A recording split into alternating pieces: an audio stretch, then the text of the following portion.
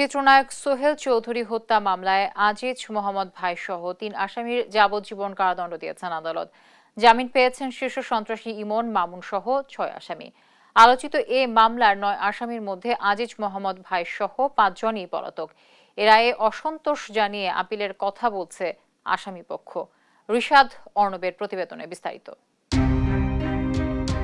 ব্যবসায়ী আজিজ মোহাম্মদ ভাইয়ের সাথে দ্বন্দ্বের জেরে ১৯৯৮ সালের ১৭ ডিসেম্বর বনানীর ট্রাম্প ক্লাবের সামনে সন্ত্রাসীদের গুলিতে নিহত হন ৯০-এর দশকের জনপ্রিয় নায়ক সোহেল চৌধুরী।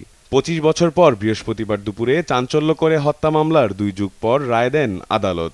রায়ে ব্যবসায়ী আজিজ মোহাম্মদ ভাই সহ ৩ আসামিকে যাবজ্জীবন কারাদণ্ড দেন আদালত। তবে খালাস পেয়েছেন শীর্ষ সন্ত্রাসী ইমন এবং মামুন সহ ৬ আসামি।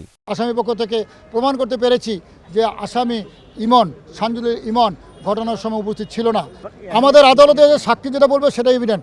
আদালতে রাষ্ট্রপক্ষ থেকে সাক্ষী যতটুকু এনেছে তারা কেউ এই ঘটনার কথা বলে নাই এবং তারা সাক্ষী দিয়েছে, তারা হলফ করে সাক্ষী দিয়েছে এবং তাদের ফ্যামিলি মেম্বারই অনেকে সাক্ষী দিতে আসেনি। রায় ঘোষণার সময় আদালত বলেন ৩৮ জন সাক্ষীর মধ্যে ১০ জন সাক্ষ্য দিয়েছেন। এর মধ্যে সবাই গা বাঁচিয়ে সাক্ষ্য দিয়েছেন। গায়েব করে দেওয়া হয়েছে মামলার সিডিও।